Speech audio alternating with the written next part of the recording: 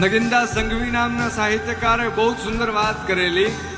એમણે કીધું કે દીકરો છે ને એ ગમે એવડો મોટો થઈ જાય ને પણ પોતાના બાપનો બાપ ન બની શકે, પણ દીકરી છે ને થોડીક મોટી થાય એટલે પોતાના પિતાની માં બની જતી હોય છે. એ દીકરી છે ને એ પોતાના બાપની માં બની જાય, કારણ કે એ પિતાને પોતાની દીકરી અંદર માતાની છબી દેખાતી હોય, માની છબી દેખાતી હોય.